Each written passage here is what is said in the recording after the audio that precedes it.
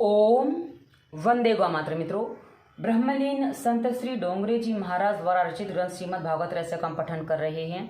हम दसम स्कंद के पूर्वार्ध भाग में चल रहे हैं। हमने अभी तक पढ़ा कि किस प्रकार राजा परीक्षित जो शापित हो जाते हैं उनमें भक्ति जगे, उनको मुक्ति मिले, इसके लिए सुखदेव जी अनन्य भक्तों के आख्यान, उनका जीवन चरित्र, उनकी जीवन लीला, उनकी द्वारा गाई गई प्रार्थना स्तुतियाँ आदि का विस्तार से वर्णन कर रहे हैं और ये भागवत की कथा के माध्यम से हो रहा है। और मित्रों, ये जो निर्देश है ये हम जैसे विशेषकर गृहस्थ लोगों के लिए जिन्होंने अपने गृहस्थ जीवन की मर्यादाओं को त्याग दिया और वासना और रसना की भोग में गृहस्थ जीवन जी रहे हैं, जिसके कारण से हमारे परिवार, हम स्वयं और हमारे बच्चे भी रोगी होते जा रहे हैं। यदि हम चाहते हैं, यदि आप चाहते हो कि आपके घर में परमात्मा यानी कि रामकृष्ण जैसे अवतारी महापुरुष जन्म लें, तो आपको आदर्श गृहस्थ जीवन अपनाना होगा। आदर्श गृहस्थ जीवन कैसे जिया जाए, ये कथा संपूर्ण रूप से अनेक चरित्रों के रूप में बताती है कि कैसे आदर्श गृहस्थ जीवन जिया जाता है। यदि आप वैसा आदर्श गृहस्थ जीवन जीते हैं तो हमारे ही घरों में जो संतान उत्पत्ति होगी ना मित्रों, वो अपना नाम तो आगे बढ़ाएगी, साथ में माता पिता का, राष्ट्र का भी नाम आगे बढ़ाएगी। क्योंकि आज तो जो संतानें हमारे यहाँ जन्म ले रही हैं वो अपना ही ध्यान नहीं रख पाती हैं, उनको इतना गुस्सा चिड़चिड़ापन होता है, उनमें इतने सारे रोग होते हैं कि अपना ही कुछ नहीं कर पाती, तो माता पिता और समाज के लिए क्या काम करेंगे। यदि आप चाहते हैं आदर्श संतान तो करिए कुछ ऐसा काम। तो मित्रों, अभी जो हम कथा पढ़ रहे हैं उसमें श्री कृष्ण की कथा चल रही है, क्योंकि उससे पहले काफ़ी कथाएं हो चुकी, क्योंकि कहा ना 9 स्कंद पूरे हो चुके हैं, तो 10वां स्कंद चल रहा है। तो इसमें श्री कृष्ण की कथाएं चल रही हैं। हमने पिछले अंक में पढ़ा था कि चीरहरण की लीला क्या है, इसकी सच्चाई क्या है, क्योंकि इसके लिए बहुत कुछ अलग अलग हमें जानने को मिला है। पर हाँ, इस कथा में पूरी रूप से स्पष्ट किया गया है कि चीरहरण की वास्तविकता क्या है। और आज की कथा आगे बढ़ाने से पहले हम मंगलाचरण करते हैं। श्री कृष्ण गोविंद हरे मुरारी, हे नाथ नारायण वासुदेवाय। जय श्री कृष्ण मित्रों। और आप जिनकी उपासना करते हैं उनके नाम से कमेंट अवश्य करिए।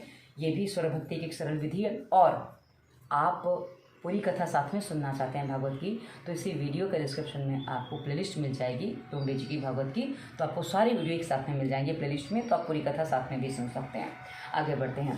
गोपियों द्वारा, आज की जो कथा वो है गोपियों द्वारा दुर्वासा ऋषि को भोजन कराना। पिछले अंक में हमने पढ़ा था ना कि गुरुजी हैं दुर्वासा श्री कृष्ण के, तो वो उनको भोजन कराने की इच्छा रखते हैं। उसके बाद रासलीला में प्रवेश के सिद्धांत क्या है, रासलीला में किसको प्रवेश मिलता है, और श्री कृष्ण का काम पर विजय, काम को जीतना हम जैसे मनुष्य को तो बस की बात नहीं है, पर हाँ वो श्री कृष्ण ने काम को जीता, उससे पहले महादेव ने श्री काम को जीता था। तो ये आज हम आगे की कथा बढ़ाते हैं, तो आरंभ करते हैं। गोपियों ने विचार किया, भगवान के गुरु कितने महान होंगे, हम उन्हें भोजन कराएंगी। श्री कृष्ण ने कहा, मेरे गुरु भूख लगने पर दिन में एक ही बार दुर्वा रस पीते हैं, भोजन नहीं करते हैं। तुम्हारा प्रेम शुद्ध होगा तो वे आहार करेंगे, यानी कि तुम्हारा प्रेम शुद्ध होगा तो भोजन करेंगे, नहीं था वो भोजन नहीं करते, वो केवल दूब घास जो गणेश जी को चढ़ती है ना दुर्वा, उसका रस पान करते हैं, उसका रस पीते हैं, बस और कुछ नहीं लेते वो। गोपियों ने भली भांति प्रकार के मिष्ठान बनाए, विचार करने लगी कि अब दुर्वासा को बुला लाएं। मुनि का आश्रम तो यमुना के सामने के किनारे पर था, बाढ़ आई हुई थी, क्या करें क्या ना करें। उन्होंने श्री कृष्ण से पूछा तो उन्होंने कहा, यमुना जी से कहना कि यदि श्री कृष्ण बाल ब्रह्मचारी हैं, बाल उपवासी हैं, तो मुझे मांग दीजिए। अब यहाँ एक बात और बता दूँ, मथुरा जब आप जाओ ना, मथुरा में जो विश्राम घाट का स्थान जो है, विश्राम घाट जो है, उसके नदी पार करके जाओ तो सामने ही दुर्वासा मुनि का आश्रम है, वहाँ उनका मंदिर बना है, आश्रम तो नहीं मंदिर है। और वहाँ यदि आप जाके बैठते हो ना, बहुत शांति प्राप्त होती है। मैंने गई हूँ इसलिए मैं आपको बता रही हूँ। आगे बढ़ते हैं। तो श्री कृष्ण ने कहा कि यमुना जी से कहना कि यदि श्री कृष्ण बाल ब्रह्मचारी है, बाल उपवासी है, तो हमें मांग दीजिए। गोपियाँ तो जानती थी कि श्री कृष्ण दूसरों को परमानंद देने के लिए ही क्रीड़ा करते हैं, गोपियाँ अधिकारी थीं। यमुना जी ने मार्ग दिया, गोपियाँ आश्रम में आईं और दुर्वासा के भोजन करने का आग्रह किया, दुर्वासा मुनि से भोजन करने का आग्रह किया। दुर्वासा ने कहा कि वैसे तो खाने की कोई इच्छा नहीं है, फिर भी यदि तुम्हारी इच्छा है तो मेरे मुंह में ग्रास रखती जाओ। गोपियों ने जो कुछ खिलाया वह सब उनके पेट में चला गया। गोपियां ने विचार किया कि ऋषि की संतान नहीं होगी, सो वे खाते समय किसी की उनको याद नहीं आई।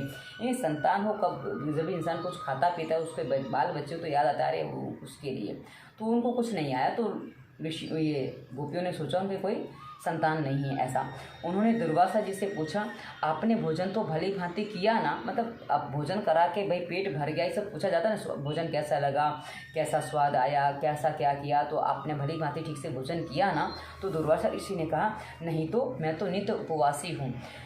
यदि मेरी बात को जांचना हो तो यमुना जी से कहना कि यदि दुर्वासा नित्य उपवासी हो तो वह मुझे मार्ग दे। बिल्कुल वैसा ही हुआ। गोपियों ने सारी कथा श्री कृष्ण को सब कुछ कह सुनाया। गुरु शिष्य दोनों एक समान हैं। इतनी सारी रानियां होते हुए भी श्री कृष्ण बाल ब्रह्मचारी हैं और मिष्टान का ढेर डकार जाने वाले ऋषि दुर्वासा नित्य उपवासी हैं। यह कैसे ब्रह्मचारी और ये कैसे उपवासी? क्योंकि जब आप कोई चीज़ स्वाद नहीं लेते, उसमें रस नहीं लेते, तो आप उसका पान नहीं करते, तो आप उससे विरक्त हो, ऐसा माना जाता है। उसका विवरण दे रहे हैं। दुर्वासा को किसी भी प्रकार की वासना नहीं है। उन्होंने खाया तो बहुत, किंतु स्वाद लिए बिना ही खाया है। खाने वाला और खिलाने वाला नारायण है। दुर्वासा की यह ब्रह्म उपासना, खाने वाला और खिलाने वाला ब्रह्म है, सो उन दुर्वासा की बात सच है, वे नित्य उपवासी ही हैं। मतलब जो स्वाद के बिना खा रहे हो, क्योंकि वो तो उनको भूख लगे तो दूर्वा का रस पान करते हैं, उतना उनके लिए पर्याप्त हो जाता है। पर आप अपनी वासनाओं को तृप्त करने के लिए, आप अपनी भूख लगाने के लिए वो अनन्य प्रकार के व्यंजन खिला रहे हो, पर वो उसको स्वाद नहीं ले रहे हैं, ऐसे ही खा रहे हैं, इसलिए वो उपासी कहे गए हैं कि वो उपवासी हैं। आगे बढ़ते हैं। श्री कृष्ण और दुर्वासा को किसी भी वस्तु के प्रति कोई आसक्ति या वासना थी ही नहीं। सब कुछ भोग कर भी वे निष्काम थे। श्री कृष्ण ने गृहस्थ आश्रम और संन्यास आश्रम का समन्वय कर दिखाया। वे निष्काम ही हैं। निष्काम श्री कृष्ण का ध्यान करने वाला व्यक्ति स्वयं भी निष्काम हो जाता है। चिरहरण लीला की ऋषि रूपा गोपियाँ 5-6 वर्ष की कुमारिकाएं थीं। उन कुमारिकाओं की इच्छा है कि श्री कृष्ण उनको पति के रूप में प्राप्त हों। इसमें भाषा तो लौकिक है, किंतु रहस्य अलौकिक है। जब तक जीव आवरण के भीतर होता है तब तक वह ईश्वर से मिल नहीं पाता है। श्री कृष्ण ने सखियों को उपयुक्त समय में मिलने का वचन दिया था। ध्यान रहे कि रास में गोपियों की देह से नहीं, गोपियों के 5 भौतिक शरीर का त्याग कर दिया। गोपियों ने 5 भौतिक शरीर का त्याग कर दिया। इन गोपियों का स्वरूप अप्राकृतिक चिंतनमय आनंद रूप है। 5 महाभूत के शरीर को परमात्मा स्पर्श नहीं करते हैं। भागवत में स्पष्टतः कहा गया है कि रासलीला 5 भौतिक शरीर के बाद हुई थी। अभी शरीर कैसे नष्ट हुआ वो बताया जा रहा है। किसी को शंका होगी गोपियों का 5 भौतिक शरीर कैसे छूट गया, तो श्री कृष्ण का वियोग ही तो तीव्र अग्नि है। पति के विरह में जिस प्रकार पतिव्रता पत्नी जलती है, उसी प्रकार परमात्मा का विरह जीव को जलाता है। प्रभु के विरह में के समय जीव का संसार में रममाण रहना पाप है। श्री कृष्ण की विरहाग्नि ने गोपियों के 5 भौतिक शरीर को जला दिया और उनको श्री कृष्ण की भांति अप्राकृतिक रसात्मक शरीर प्राप्त हुआ। 5 भौतिक शरीर साथ होगा तो परमात्मा से मिलन संभव नहीं हो पाएगा। गोपियाँ श्री कृष्ण के विरह में जलती हैं। हमारी यह करुणता ही है कि यह जीव भगवान से वियोग के समय संसार की वासनाओं में से खिलवाड़ करता रहता है। संसार के भोग रोग समान है। मतलब हमारी ये हमारी दृष्टता ये कहें या हम ये जो भूले पड़े भटके पड़े उसमें ये कि हम भगवान को भूल जाते हैं और संसार में जो हमें मिल रहा है, जो हमें अच्छा लग रहा है, जो हमारे मन जिस पे आकर्षित होता है, हम उसकी तरफ भाग जाते हैं और ईश्वर को भूल जाते हैं। इसलिए कहा गया कि हमारी करुणता ही है। गोपियाँ तो परमानंद रूप से मिलना चाहती हैं। श्री कृष्ण के दर्शन मात्र से अब उनको तृप्ति नहीं हो पाती है। दर्शन में द्वैत है। गोपियाँ परमात्मा के साथ एक रूप होना चाहती हैं। गोपियों को जब से गोवर्धन लीला में श्री कृष्ण ने परमात्मा स्वरूप का दर्शन हुआ था मतलब गोवर्धन लीला में उन्होंने परमात्मा स्वरूप का श्री कृष्ण में दर्शन किया था, तब से उन्होंने प्रेम भाव का बीजारोपण हुआ था। तब से उनमें प्रेम भाव का बीजारोपण हुआ। उन्होंने कन्हैया की बांसुरी भी सुनी। प्रेम का आरंभ द्वैत से होता है। प्रेयसी और प्रियतम अलग अलग होते हैं। समय के साथ प्रेम बढ़ता जाता है और दोनों को एक हो जाने की इच्छा होती है। मैं अब तू होने की इच्छा रखता है। अद्वैत की इच्छा जाग उठती है। मैं का मिटकर तू होना, स्वयं को प्रिय पात्र से मिला देना, प्रिय पात्र से सायुज्य सिद्ध करना ही प्रेम है। आप लौकिक संसार में देखिए, मैंने कुछ पति पत्नी ऐसे देखे हैं कि एक जाता है दूसरा भी चला जाता है, दूसरा उनके बाद रहता नहीं, कोई 1-2 दिन में चले जाते हैं, कोई 2-4 महीने में चले जाते हैं, पर उसके बाद वो जीवित रहने की इच्छा नहीं रखते हैं और वो चले जाते हैं। वहीं कुछ दंपति ऐसे भी देखे हैं कि एक लंबे समय तक साथ रहने के बाद उनके चेहरे करीब करीब भाई बहन जैसे लगने लग जाते हैं, मतलब इतने एक दूसरे में समान हो जाते हैं, एक दूसरे में मिल जाते हैं कि वो कई बार दिखने में, विचारों में एक कहे दूसरा कहे कोई अंतर नहीं पड़ता, दोनों के विचार समान होते हैं। भले आपको दिख रहा है कि ऊपर से झगड़ा करें, पर वो ऊपर से झगड़ा एक दूसरे की केयर करने के लिए करेंगे, तुम्हें ये तकलीफ हो जाएगी, तुम इस तकलीफ से बचो, ये बताने के लिए झगड़ा करते हैं। ऐसा नहीं कि उनका झगड़ा एक दूसरे की टांग खींचने के लिए, वो नहीं होता है, ताकि वो एक दूसरे से जुड़े रहें, और वो सब उनकी एक अलग विधि, अपना ही प्रेम होता है और जिससे वो जुड़े होते हैं। आगे बढ़ते हैं। कई बार गोपियों को उनकी सास बाहर निकलने नहीं देती थी। उनकी व्याकुलता को देखकर कन्हैया उनके रसोई में प्रकट हो जाता था। जीव जब अति आतुर होता है तब ईश्वर उससे मिलने के लिए आते हैं। गोपियों का प्रेम धीरे धीरे बढ़ता जा रहा है। श्री कृष्ण से मिलना है, एक होना है। अब पल भर भी विरह सहा नहीं जाता। कृष्ण विरह में वे मूर्छित हो जाती थी। अब उनकी कोई और वासना नहीं है। जीव शुद्ध होकर ईश्वर से मिलने के लिए आतुर हो गया है। अब रासलीला होगी। श्री कृष्ण ने अपने बाल मित्रों से कहा था कि जब भी किसी को मूर्छा आ जाए तो उसे बुलाया जाए। गोपियों की मूर्छा उतारने का उपाय वे जानते हैं। गोपियों के मन और प्राण उन्हीं में हैं। गोपी मूर्छित हुई तो कन्हैया को बुलाया गया। वे समझ गए कि गोपियों का प्रेम भाव बढ़ता जा रहा है। कन्हैया ने गोपी को सहलाते हुए कान में कहा, शरद पूर्णिमा की रात्रि को मैं तुमसे मिलूंगा।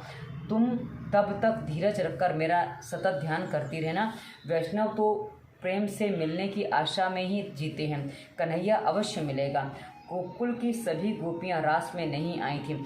जिन गोपियों को अधिकार प्राप्त हुआ था वे ही उसमें यानी कि रास में जा सकी थी। युवावस्था से ही भक्ति का रस लगना चाहिए।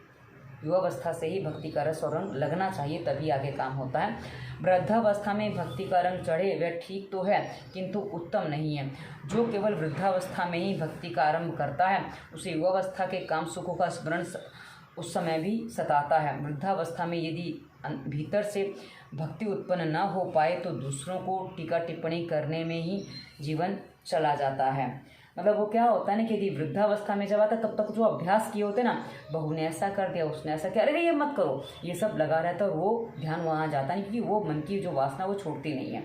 और पुरुषों में अक्सर, तो मैंने अभी थोड़ी देर पहले बताया ही था कि आपको कि काम वासना 80 साल के बुढ़े को भी परेशान करती है कि अरे कैसे इसको पूरा करूँ। तो ये वाली बात आ जाती है जब आप युवावस्था से अभ्यास नहीं करते, वृद्धावस्था में अभ्यास करोगे तो ये समस्याएं आती हैं। आगे बढ़ते हैं। परायों की दूसरों के रहन सहन, घर गृहस्थी, व्यवहार आदि की चूं चपड़ करते रहना सबसे बड़ा पाप है। जब भी स्त्रियां एक दूसरे से मिलती हैं तो पति, संतान, बहू, कपड़े लत्ते आदि की बातों में लग जाती हैं।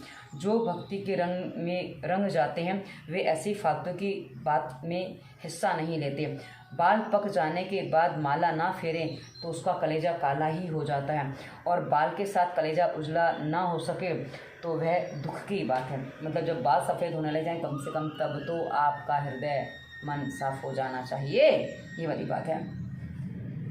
कन्हैया उस गोपी के कानों में कुछ कह देता था, गोपी की मूर्छा दूर हो जाती थी। एक वृद्धा ने विचार किया कि उसके मन में आया कि देखना होगा, ये दाल में कुछ तो काला अवश्य दृष्टिगोचर हो रहा है, मुझे मंत्र जानना होगा कि मंत्र क्या है। उस बुढ़िया ने ढोंग किया। घर का काम करते करते जानबूझकर जमीन पर लेट गई। बहू को कष्ट हुआ। उसने श्री कृष्ण के पास जाकर कहा, नाथ पधारिए, मेरी सासू माँ मूर्छित हो गई हैं। बेचारी बहू को क्या खबर थी कि उसकी सास कपट कर रही है।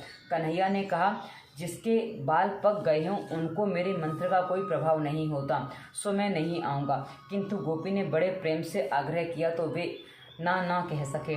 कन्हैया ने वृद्धा का निदान किया कि इस बूढ़ी के सिर पर भूत सवार हो गया है, किंतु चिंता ना करना, मैं भूत उतारने की विद्या जानता हूँ, एक लकड़ी तो ला दो कोई। बूढ़ी ने मन ही मन कहा, अरे बाप रे, इतने में तो लकड़ी आ गई और कन्हैया ने उस बूढ़ी को 2 फटके मार दिए। बूढ़ी तुरंत बोल पड़ी, मुझे मूर्छा नहीं आई, मैं तो ढोंग कर रही थी। कन्हैया ने कहा, हाँ देखो भूत बोल रहा है, 2 फटके और जड़ दिए। जरा विचार करो, मनुष्य का बाह्य वेश तो वैष्णव का होता है और मन में काम, क्रोध, कंचन, कामिनी जो रमाता रहता है। बाहर से भक्त होने का ढोंग करता है। यह ढोंग, यह अभिमान ही तो है, वही भूत है जो जीव की पिटाई के लिए कारणभूत है। मतलब वो जो बुढ़िया ड्रामा कर रही थी ना, उसको पकड़ लिया, क्योंकि वो तो अंतर्यामी है, वो तो सबको जानते ही हैं, तो इसलिए वो उसकी पिटाई कर देते हैं। अब ऐसे लौकिक रूप में देखा जाए तो एक बालक एक किसी वृद्धा माता की पिटाई करे उचित नहीं है, पर हाँ, ये कुछ परिस्थिति के अनुसार वो चीज़ होती है। आगे बढ़ते हैं।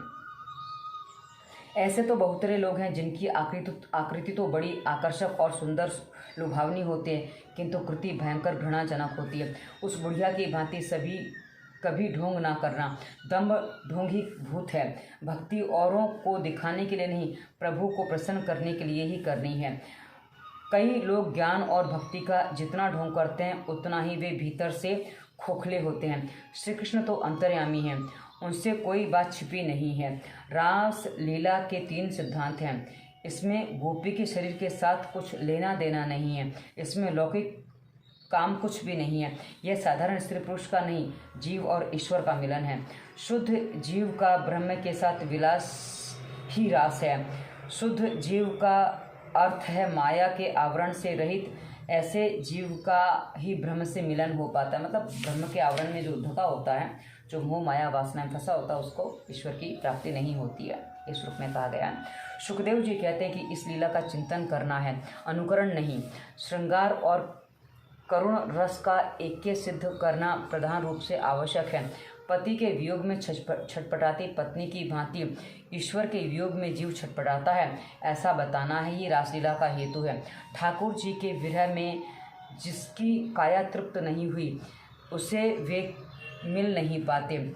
उस आतुरता का यथार्थ वर्णन करने के लिए श्रृंगार रस का आश्रय लिया गया है। रस में आत्मा और परमात्मा का निर्लेप निर्विकार मिलन है। श्री कृष्ण की यह काम विजय लीला है। शरद ऋतु की पूर्णिमा की रात्रि आ गई। भगवान अपि ता रात्रि शरदोत्फुल्ल मल्लिका। रास लीला काम लीला नहीं है, यह तो काम विजय की लीला है। श्री कृष्ण के पास काम जा नहीं सकता।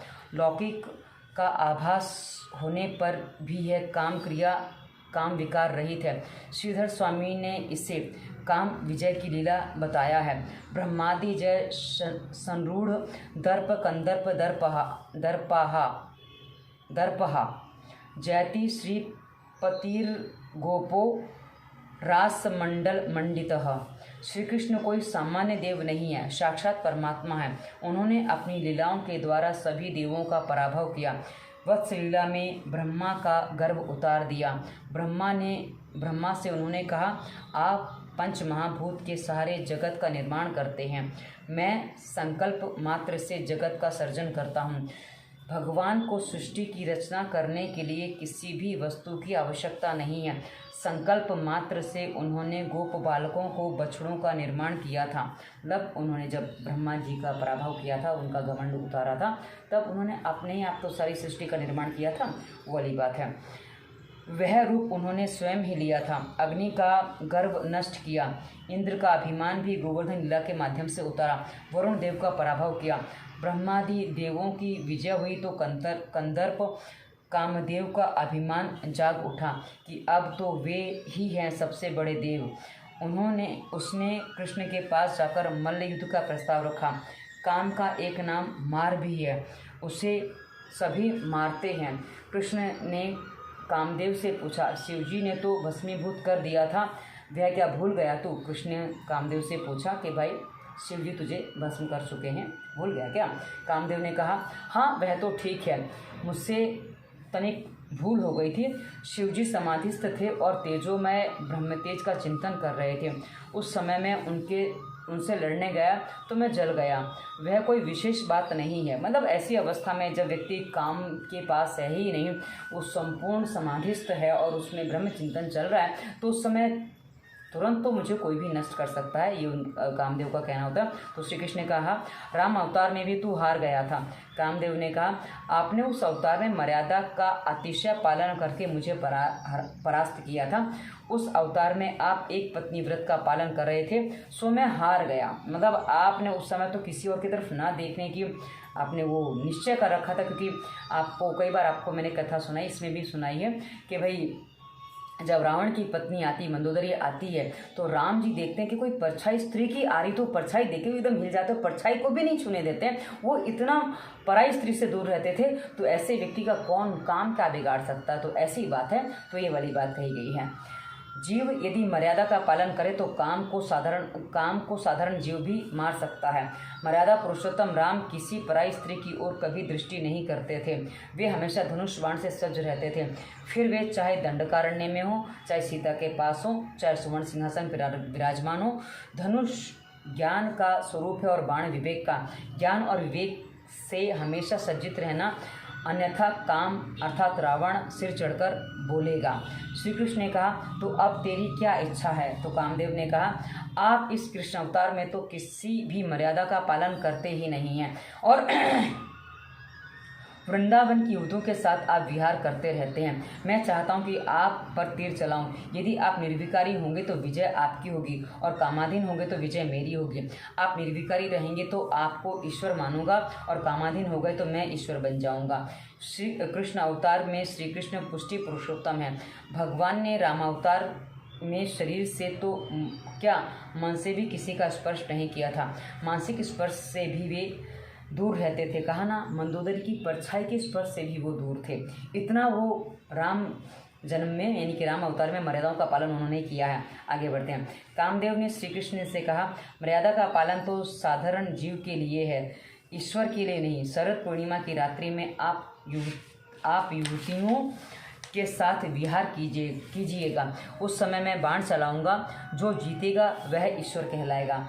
काम ने तो सोचा था कि कृष्ण को हराना बड़ा सरल है, क्योंकि वे सारा दिन गोपियों के साथ मुक्त सहचर करते रहते हैं। मतलब गोपियों के साथ मुक्त रूप से घूमते रहते हैं, कहीं भी किसी के साथ भी गोपी के साथ हो लेते हैं, तो उनको तो हराना लिए बाएं हाथ का खेल है, ऐसा कामदेव ने विचार किया।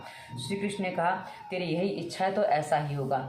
रासलीला के मंगलाचरण में श्रीधर स्वामी ने कहा, ब्रह्मादि देवों का पराभव हुआ तो कामदेव को गर्व हुआ और वह भगवान से युद्ध करने आया। भगवान ने उसको हरा दिया। यह रासलीला का काम के पराभव के हेतु ही है। मतलब रासलीला काम के पराभव के हेतु की गई है, ऐसा यहाँ एक तात्पर्य बताया गया। श्री कृष्ण विहार तो गोपियों के साथ ही कर रहे थे, किंतु उनका मन तो निर्विकारी ही था। वन में किसी वृक्ष के नीचे एकांत में समाधिस्थ होना, संयम का पालन करना, काम को हराना और कोई ऐसी विशिष्ट बात नहीं है। किंतु श्री कृष्ण ने तो अनगिनत सुंदरियों के साथ रहकर काम का पराभव किया। काम ने धनुष बाण फेंक दिया और श्री कृष्ण की शरण ली। इसी से श्री कृष्ण का नाम मदन मोहन है। श्री कृष्ण तो योगेश्वर हैं। काम ने प्राय सभी को हरा दिया था, सो उसका गर्विष्ठ होना सहज स्वाभाविक था। रासलीला में भगवान ने उसके गर्व का नाश कर दिया। देवी भागवत में व्यास जी कहते हैं कि एक बार वे भी कामाधीन हुए थे। तो ये जो मदन मोहन जो नाम है ना मित्रों, मदन ये कहा जाता है जो मद को भी, मदमस्त को भी हरा दे वो मदन है, और उनको जिन्होंने हरा वो मदन मोहन है। आगे बढ़ते हैं, क्योंकि मोहन का तात्पर्य होता है मन को मोहने वाला, तो वो मनमोहन तो है ही पर मदन मोहन भी हैं। आगे बढ़ते हैं। पराशर ने 60,000 वर्ष तक तपस्या की थी। वे एक बार यमुना पार कर रहे थे, तब नाव खेती हुई मल्लाह कन्या मत्स्यगंधा का सौंदर्य देखकर वे मोहित हो गए। अब ये पराशर ऋषि कौन है? पराशर ऋषि हैं, ये महर्षि व्यास के पिता हैं और महर्षि व्यास की माता मत्स्यगंधा, उसी का वर्णन आगे आ रहा है। उन्होंने उस कन्या का हाथ थामा, उस कन्या से कहा, कहाँ आप जैसे पवित्र ब्राह्मण और कहाँ मैं शूद्र मल्लाह की कन्या। किंतु काम कभी जाति देखता ही नहीं है। ऋषि ने कामेच्छा व्यक्त की। मत्स्यगंधा ने कहा, यह दिवस का समय है, सो हमें लोग देख लेंगे। दिवस में ऐसा कर्म निषिद्ध है। तो पराशर ने उनसे कहा कि मैं अपने तपोबल से अभी अंधकार कर देता हूँ और सूर्य आवृत हो जाएंगे। चारों ओर अंधकार फैला दिया। पराशर ऋषि सूर्य को तो ढक सकते थे, किंतु अपनी काम वासना को नहीं ढक सके वो। और उन्हीं के मत्स्यगंधा और पराशर ऋषि की जो संतान थी वो व्यास मुनि हुए। व्यास मुनि वो जन्म से ही, क्योंकि पराशर ऋषि के पुत्र थे ना, तो पराशर ऋषि का पराभव उनमें हुआ था और वो ज्ञानी थे। इस रूप में ये कथा आती है। काम को जीतना बड़ा दुष्कर कार्य है। जो काम के अधीन होकर उसकी मार खाता है वह साधारण जीव है। जो काम को मारकर उसको स्वाधीन करता है वही ईश्वर है।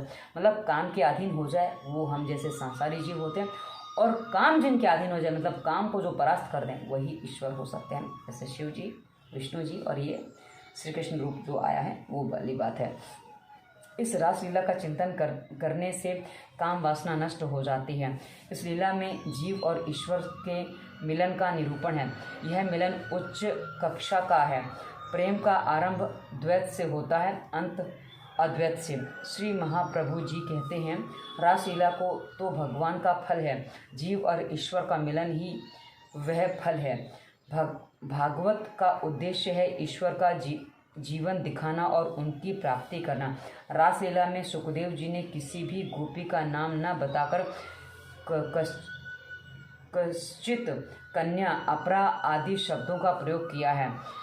इसी कारण से तो श्रीधर स्वामी कहते हैं, जीव मात्र को प्रभु का आह्वान है। वे सभी को वंशी बजाकर पुकारते हैं, बुलाते हैं। वे ही सबके सच्चे और हितैषी स्वामी और मित्र भी हैं। श्रीधर स्वामी कहते हैं, रासलीला के 5 अध्याय पंच प्राणों के सूचक और प्रतीक हैं। पंच प्राणों का ईश्वर के साथ रमण ही रास है। रास पंचाध्यायी काम विजय के लिए है। जो शस्त्र से घायल नहीं हो पाता, वैसा योद्धा भी काम के युद्ध पुष्प बाण के से घायल हो जाता है। जो काम को मार सकता है वह काल को भी मार सकता है। अर्थात काम जिससे पराजित हो जाए वो काल को भी परास्त कर सकता है, क्योंकि काम भोगने में जो ऊर्जाएं नष्ट हो जाती, जो वीर और जो महिलाओं में जो रज धातु जो नष्ट हो जाती है, उसी से हमारा मन जो है वो कलुषित होता है और साथ ही शरीर भी दूषित होता है, और इसी में मृत्यु होती है, अकाल मृत्यु और तीव्र मृत्यु। क्योंकि जितना भोग अधिक भोगा जाता है उतनी ही मृत्यु निकट होती है। तो इसलिए कहा गया है। और यदि जो भोग नहीं भोगते हैं और ईश्वर में जो लीन रहते हैं, उनकी तो फिर कहते ना वल्ले ही वल्ले है। काम विजय के हेतु बहुत से महात्मा केवल चावल और दूध का आहार करके रात्रि के समय दूसरे पहर में रासलीला का पाठ चिंतन करते हैं। वे मन ही मन कल्पना करते हैं कि वे वृंदावन में हैं। रास मंडली के मध्य वे श्री राधा श्री कृष्ण हैं। श्री कृष्ण एक हाथ में बांसुरी पकड़ी है और दूसरा हाथ श्री राधा जी के कंधे पर रखा हुआ है। एक राधा के साथ एक कृष्ण हैं। इस रासलीला के चिंतन से काम वासना नष्ट हो जाती है। मतलब जितनी गोपियाँ थी ना, उतने ही कृष्ण थे। जिसको भी संसार में रासलीला रचाने का शौक है, जिसको भी कृष्ण के अनुसार बहुपत्नी का चाव चढ़ रहा है, पहले कृष्ण की तरह बहुरूप बन के दिखाओ। आप एक से अनेक हो जाए, हो सकते हो, सब पत्नियों के साथ में हो सकते हो, तो आप विचार कर सकते हो। अन्यथा चुपचाप एक पत्नी व्रत का पालन करो, वो आपके लिए श्रेष्ठ है। आगे बढ़ते हैं। काम विशेषता रात्रि के ईश्वर मिलनातुर अधिकारी जीव गोपी को ही सुनाई देती है। काम रासलीला का चिंतन काम वासना नष्ट होगी। हाँ, काम विशेषता रात्रि के ईश्वर मिलनातुर अधिकारी जीव गोपी को ही सुनाई देती है। निशम्य गीतम तदन गंधर्वनम व्रज स्त्रियः कृष्ण गृहीत मानसाः। जिसका चित्त श्री कृष्ण ने हर लिया था, वे व्रज नारियां बांसुरी सुनकर आतुरता पूर्वक श्री कृष्ण से मिलने दौड़ी चली आई हैं। गोपियां अपने सांसारिक कार्यों को एक ओर छोड़कर भगवान से मिलने दौड़ती हैं। वे तो अपनी सखियों को भी बुलाने के लिए रुकती नहीं हैं। जिस गोपी का नाम लेकर बांसुरी बजाई जाए वही गोपी सुन लेती है। गोपियों की आतुरता तो देखो। जो गोपियां गायों को दूह रही थीं, वह भी बांसुरी की तान सुनते ही काम छोड़कर उत्सुकता से दौड़ी चली आई हैं। उनकी तन्मयता तो देखो। कुछ गोपियां बेढंगे वस्त्र अलंकार पहनकर कृष्ण से मिलने के लिए निकल पड़ी हैं। जब देहाध्यास छूट जाता है तब ऐसी ही अवस्था होती है। मतलब जब देह भान नहीं रहता ना कि देह में क्या है, जैसे सुखदेव जी का क्या कहाँ छूट गया उनको पता ही नहीं है, तो पीछे पीछे उनके प्रभु भागते हैं कि अरे ये ले लो वो ले लो। तो वैसे ही गोपियों की स्थिति, जो काम कर रही थी उनके नाम की जब पुकार आई तो वो एकदम से वहाँ से अपना सब कुछ छोड़ छाड़ के भाग पड़ती हैं। श्रृंगार करती हुई एक गोपी ने कन्हैया की बांसुरी सुनी तो व्याकुलता के कारण चंद्रहार गले के स्थान पर हाथ में पहन लिया। घर की लिपाई पुताई करती एक गोपी गोबर से सने हुए हाथों से ही दौड़ पड़ी। मतलब जैसे हाथ गोबर की लिपाई करी थी वैसे हाथों, अरे मेरा नाम आया, वो दौड़ पड़ती है। रासलीला में अगर लौकिक की बात होती तो उसमें गोपियाँ कुछ और होती। इस प्रकार दौड़ निकलने के बदले वे 2 घंटे श्रृंगार करके दर्पण के सामने अपना मुँह निहार का बन ठन कर निकलती, किंतु ऐसा नहीं है। सुखदेव जी वर्णन करते हैं, लिम्पन्त्यः प्रम्रजन्त्योन्याः, अर्थात ये अभी अर्थ इसका आएगा कि गोपियाँ जैसी उसी अवस्था में निकल रही हैं। उनको ये नहीं कि मुझे श्रृंगार करके जाना है, कृष्ण मेरा रूप देख के मोहित होगा। जैसे शूर्पणखा बनाव श्रृंगार करके आई थी राम से मिलने, वो मतलब राम को वर्ण करने के लिए। अब उसने नए नए बनाव बनाए थे, लेकिन वो श्रृंगार काम का नहीं है जब तक मानसिक चीज़ नहीं होती है।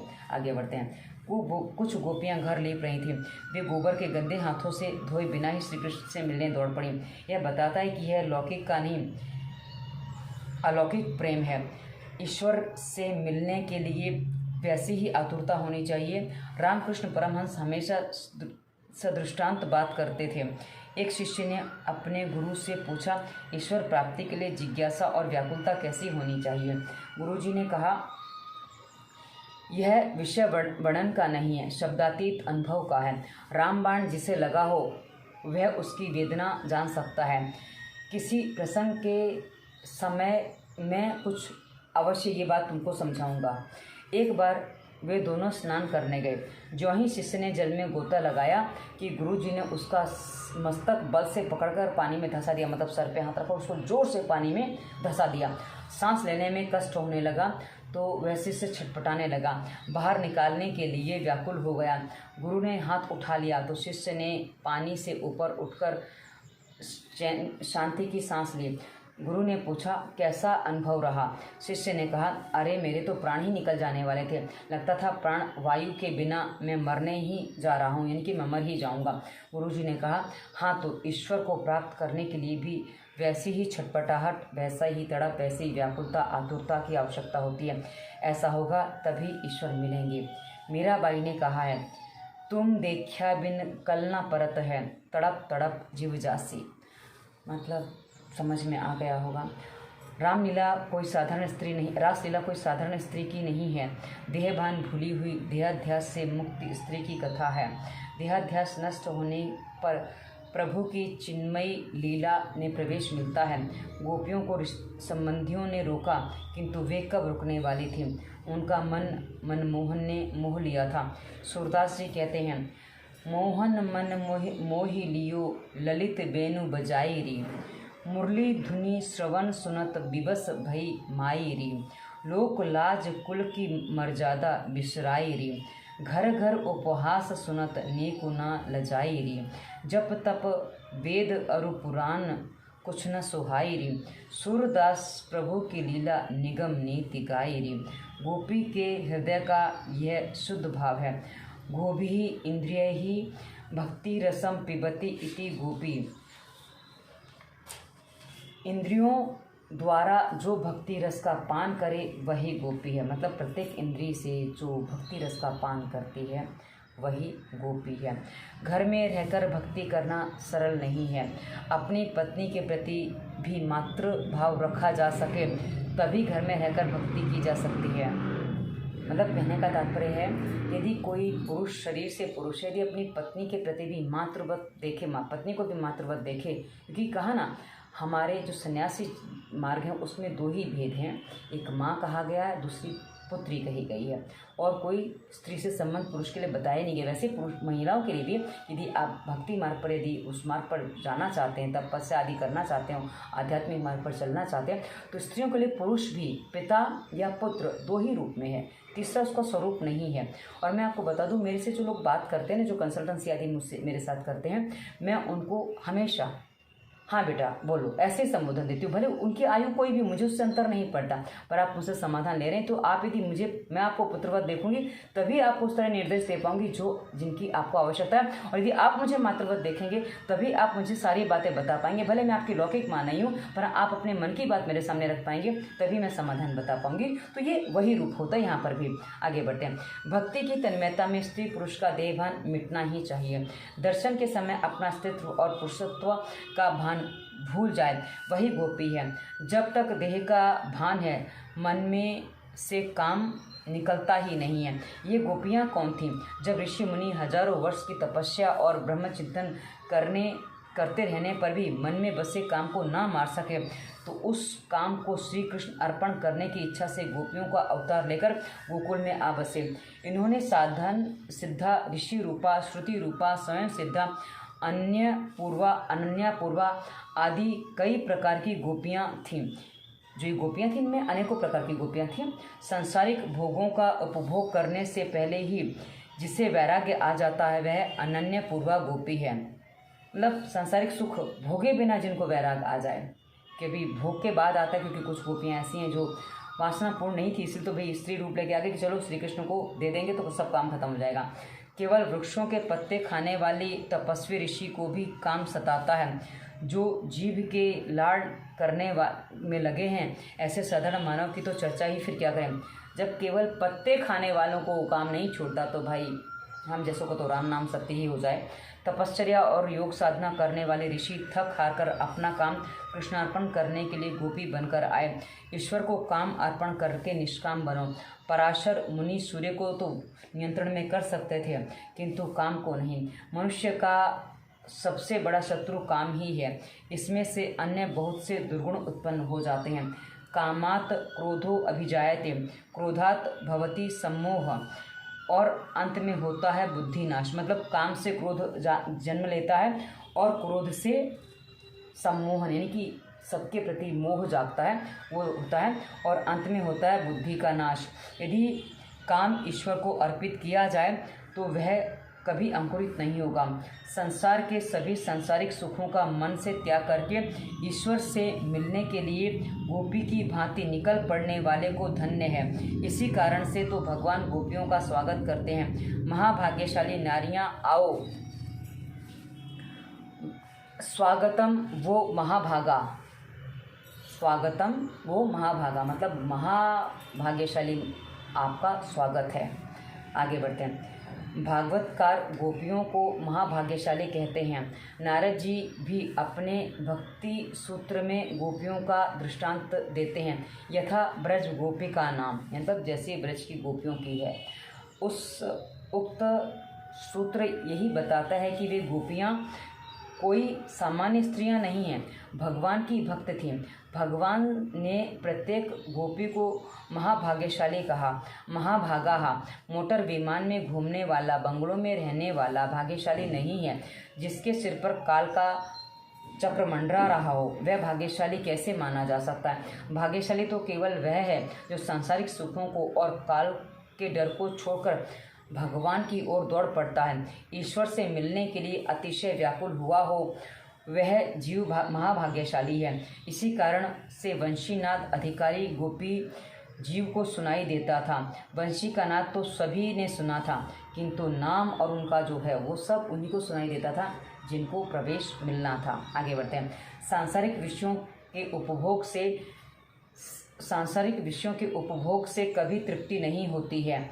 ईश्वर से मिलने के लिए दृढ़ निश्चय करो। संसार सुखों तो सबसे बड़ा महादुख है, और इस बात को सच मानकर जिसने संसार सुखों का त्याग किया है उसे भगवान अपनाते हैं। प्रभु प्रेम में जो पागल बनता है वही भाग्यशाली है। परमात्मा ऐसे जीव का ही स्वागत करते हैं। श्री कृष्ण ने गोपियों से पूछा, ऐसे दौड़ी दौड़ी क्यों आई हो तुम सब। अभी जो प्रश्न कर रहे हैं उसमें जो गोपियाँ जो अब उनको आगे बताती हैं, कुछ इनके संवाद चल रही हैं, लंबे संवाद चल रहे हैं क्योंकि काफ़ी समय से चल रहे हैं, आगे भी चलेंगे। तो इसकी कथा हम अगले अंक में करेंगे। आज की कथा को हम यहीं विराम देते हैं। श्री कृष्ण गोविंद हरे मुरारी, हे नाथ नारायण वासुदेवा। जय श्री कृष्ण मित्रों, धन्यवाद। वंदे मातरम।